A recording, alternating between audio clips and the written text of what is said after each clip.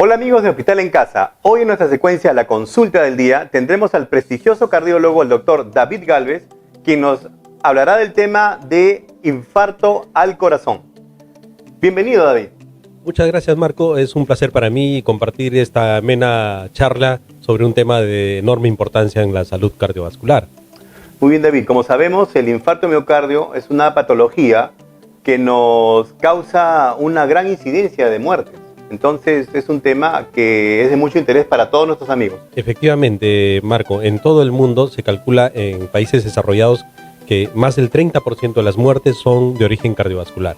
Y en el país ocupa actualmente la segunda causa de muerte, por lo tanto es un tema de enorme importancia. De todas las enfermedades cardiovasculares, la principal causa es el infarto al corazón. Muy bien, David, y para ilustrar a nuestros amigos, ¿qué es el infarto miocardio? Si acá es importante discriminar entre dos términos importantes que habitualmente las personas confundimos o confunden, que es el infarto de miocardio o infarto cardíaco y el paro cardíaco. El paro cardíaco es totalmente una entidad diferente que puede tener múltiples causas. El paro cardíaco se define como el cese de las funciones del corazón. ¿Qué es el corazón? Es una bomba que se contrae y bombea sangre a todo el organismo. Entonces, cuando cesan sus funciones, se llama paro cardíaco y hay que hacer todo lo que corresponde a la reanimación para volver al paciente a vida. El infarto de miocardio o infarto cardíaco, por el contrario, es la muerte celular, que puede ocurrir también por diversas causas, y la causa más común es una obstrucción por un coágulo de una arteria al corazón, que hace que al no llegar sangre, las células mueren en un segmento y producen el infarto. Muy bien, David, ¿qué es un factor de riesgo cardiovascular? Como lo has mencionado, un infarto no ocurre de la noche a la mañana, ocurre porque existen determinados factores de riesgo. Y un factor de riesgo se define como una condición que tiene el paciente que produce un incremento en la probabilidad de sufrir un ataque al corazón. Y existen varios factores de riesgo. ¿Y cuáles son esos factores? Nosotros conocemos que los factores claramente identificados en los estudios son la hipertensión, la diabetes, el colesterol elevado, el tabaquismo, la obesidad, el estrés, y también un factor importante que es el factor genético, el tener familiares, padres, hermanos, tíos que han sufrido infarto a una edad temprana. Esos son en líneas generales los factores de riesgo, algunos de los cuales los podemos modificar y otros no, como el factor genético, por ejemplo, el sexo, la edad, no son cosas que no se pueden modificar, pero sí la hipertensión, la diabetes, el colesterol, el sedentarismo, la falta de ejercicio, el tabaco, eso sí podemos controlar. Y bueno, ya que has tocado ese tema de que podemos controlar, ¿qué medidas podemos tomar para controlar estos factores? Mire, estos factores de riesgo son ahora muy frecuentes. Por ejemplo, hipertensos, 1 de cada 4 personas es hipertensa. Diabética, 1 de cada 10 personas son diabéticas. La obesidad, ni qué decir, en países desarrollados más del 50% son obesas, en nuestro país más del 30% y es ya un tema de enorme importancia. Entonces, ¿qué debemos hacer? Si nosotros controlamos los factores de riesgo, lo que vamos a hacer es reducir la probabilidad de presentarse un infarto al corazón. Entonces, ¿qué debemos hacer? Si tenemos hipertensión, lo que debemos es tratar de medirnos la presión por nuestra cuenta, en una botica, en un centro de salud, en un hospital, o automedirnos en casa. Tener tensiómetros, que no falta un hipertenso en casa, de usar ese tensiómetro para medir a las personas que no tienen el diagnóstico. Porque la mitad de las personas hipertensas no saben que son hipertensas. Y encima los que saben que son hipertensos no reciben un tratamiento. Y los que reciben tratamiento no están bien controlados. Por lo tanto, la hipertensión es muy frecuente, no está conocida, no está tratada adecuadamente y eso incrementa la probabilidad de una enfermedad. Respecto a la diabetes es la elevación del azúcar en sangre en determinados niveles que produce daño en el corazón, en el cerebro, la retina, los riñones y puede producir deterioro, invalidez y muerte. ¿Qué debemos hacer? Los chequeos periódicos, un análisis de sangre, un azúcar, y si este azúcar sale alto hay que acudir inmediatamente a un médico, puede ser medicina general, el médico de familia, el médico internista, el endocrinólogo o cualquier especialista, pero debemos acudir a un médico. Respecto al tabaco, es no fumar, abandono del tabaco, hay que ser radical. Existen métodos para el abandono del tabaco, pero hay que tomar esa decisión firme.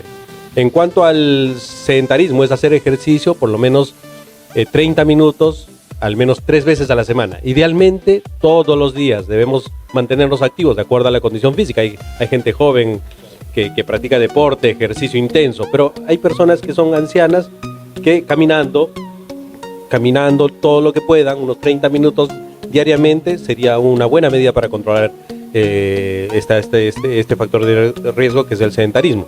Por ejemplo, otro factor de riesgo es el colesterol. Para el tema del colesterol elevado, el colesterol no sube de la nada en sangre, sube por dos motivos.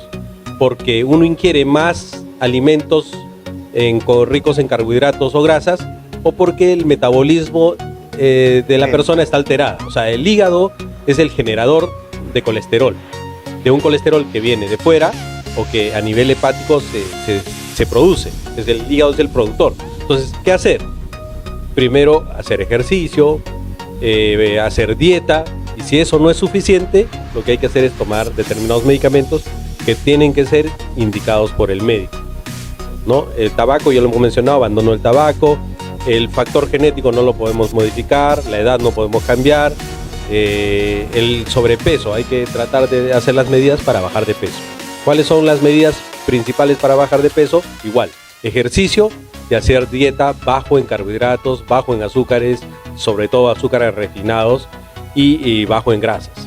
Y comer más vegetales, pescado, y esto sería tratar de tener una dieta balanceada, equilibrada y en cantidad adecuada, ¿no? Entonces, estas son las principales medidas. Si nosotros controlamos los factores de riesgo, lo que vamos a hacer es que la incidencia de infarto baje de manera significativa. Si a eso ayudamos con medicaciones para el tratamiento de la hipertensión, la diabetes, el colesterol, realmente la posibilidad de presentarse un infarto va a ser bastante baja. Bien, David, ha sido muy interesante todo lo que has dicho, pero ¿qué pasa si nosotros tomamos el control, digamos, nuestro propio? Tomamos las medidas, pero en casa. Si nos sucede un infarto en casa o caminando en la calle a otra persona, etcétera, que podamos colaborar, ¿cómo podemos hacerlo? ¿Qué podemos Nosotros hacer? podemos hacer todo para controlar los factores de riesgo, eso es muy bueno, pero a pesar de eso, la probabilidad del riesgo de un infarto sigue todavía latente. Si se presentase un infarto, primero tenemos que saber que un infarto se produce, hay que identificarlo tempranamente. Un infarto se caracteriza, hay 3 criterios que la Organización Mundial de la Salud definen un infarto. 1 es el síntoma, 2 es un electrocardiograma y 3 son unos análisis de sangre que se llaman biomarcadores.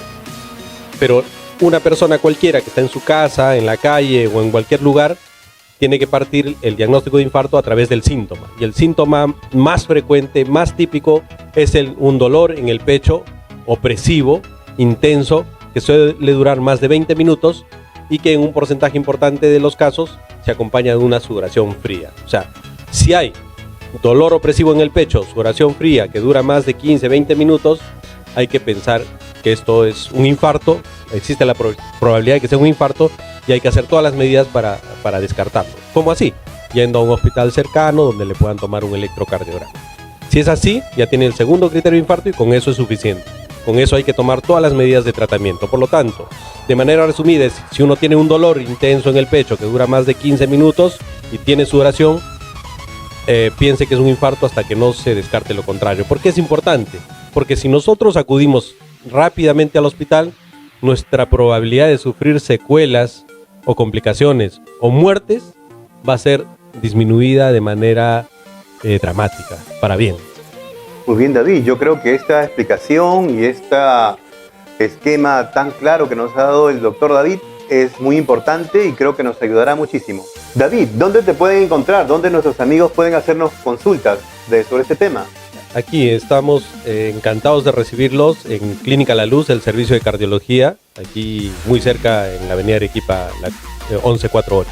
Ahí tenemos un staff de cardiólogos de primerísimo nivel, tenemos todo el equipamiento para el diagnóstico y manejamos medidas de tratamiento apropiados para cada uno de ustedes con el mayor gusto, con mucho cariño y con mucho profesionalismo. Muy bien, amigos, hasta nuestra próxima consulta.